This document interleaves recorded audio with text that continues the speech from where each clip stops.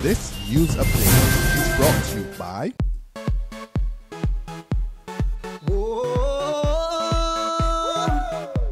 I'm happy. Now I'm gonna take my time. I'm happy. Enjoying myself with lime. I'm happy. Escape from reality. Yay!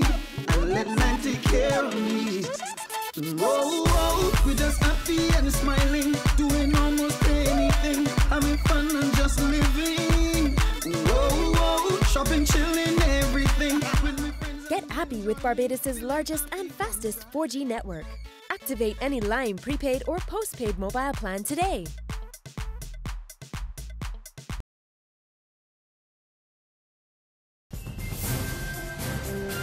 Welcome to the Barbados Today afternoon update for Thursday, November 6, 2014. I'm Dawn Paris. We begin with news on the telecommunications front. Cable and Wireless today signal its intention to buy Columbus International Inc., operators of Flow. Cable and Wireless, the parent company of Lime, today revealed that it will pay $707.5 million in cash and sell $1.56 billion in shares in the deal. It will also assume $1.17 billion of Columbus's debt. Cable and Wireless Chief Executive Officer Phil Bentley says the acquisition creates the opportunity for his company to provide a better service to customers by injecting state-of-the-art TV and super high-speed broadband services. Columbus International is a leading fiber-based telecommunications and technology services provider in the Caribbean, Central America, and the Andean region. Scotiabank employees in Barbados are in a wait-and-see mode after the company served notice that it will close 120 branches, 35 of them from the Caribbean. 1,500 workers across the network are expected to go on the breadline. Scotia has 7 branches operating here in Barbados, but marketing manager Amanda Lynch Foster told Barbados Today that a decision has not yet been taken on how many branches would be affected or how many people will lose their jobs. Parents of students at the Ursuline Convent continue to press for the isolation unit at Enmore to be relocated. This despite assurances from health officials that the facility will not treat patients with infectious airborne illnesses. Earlier this week, government announced the unit, which is located next to the school, would only treat Ebola patients. But school administrator Susan Chenery insists that the unit on Colima Rock should not be a permanent fixture in their community. I'm very pleased with that decision, that it will not be used for any other contagious illnesses. Because the idea that it would be an isolation unit that would include airborne diseases or vector-borne diseases, that was a very, very great concern to me. So that decision is a good one. However, we still have concerns because we've been told that it's temporary, but we don't have a time frame for when it will be moved.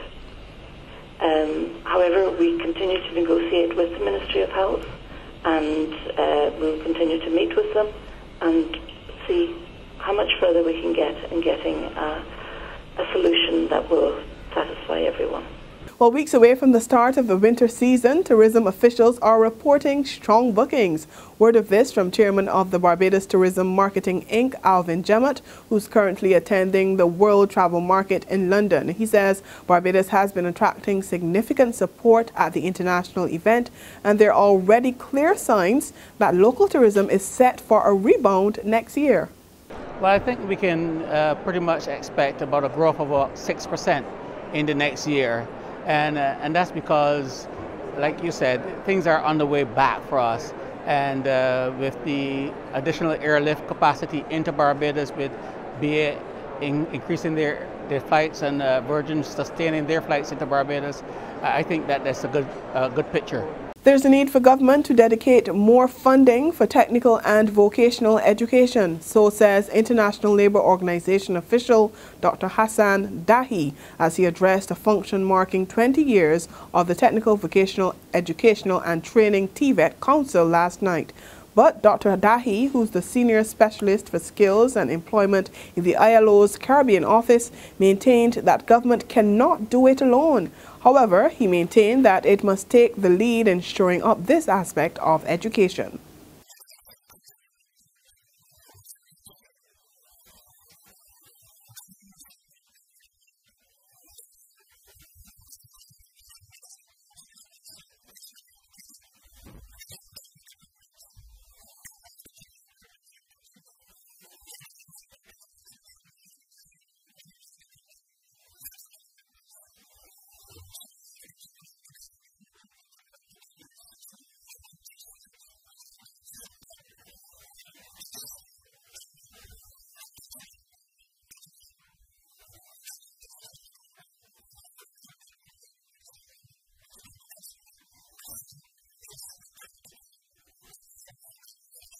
There's regional and international news after this short break.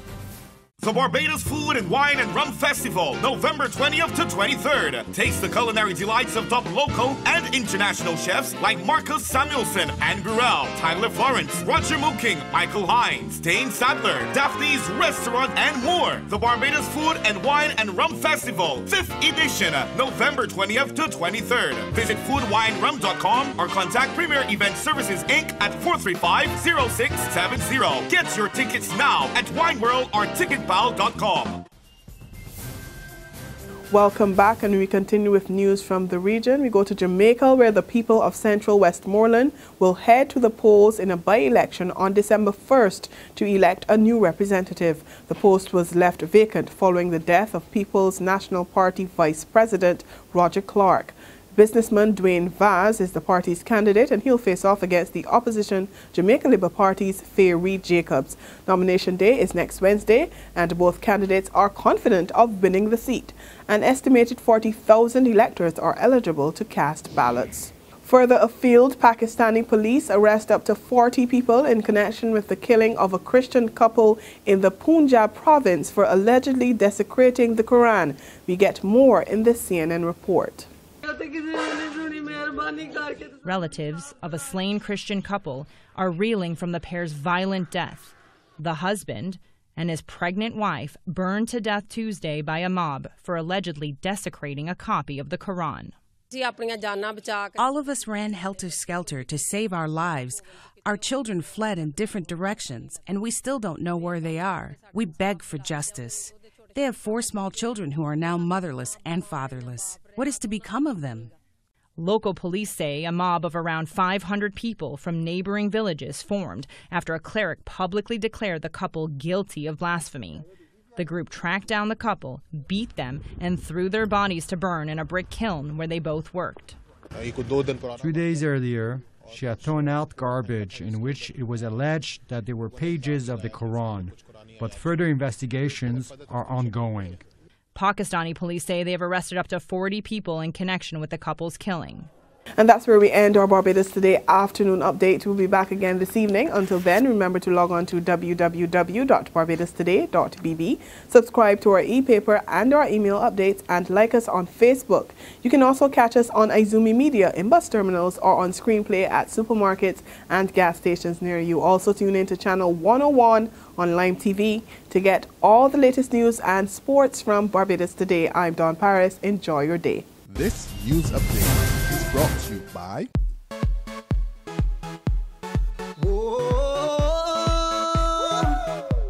I'm happy. Now I'm gonna take my time. I'm happy. Enjoying myself with lime. I'm happy. Escape from reality. Yay! And let lime take care of me. Whoa, we're just happy and smiling, doing almost anything, having fun and just living. Whoa, shopping, chilling, everything. Get happy with Barbados' largest and fastest 4G network. Activate any Lime prepaid or postpaid mobile plan today.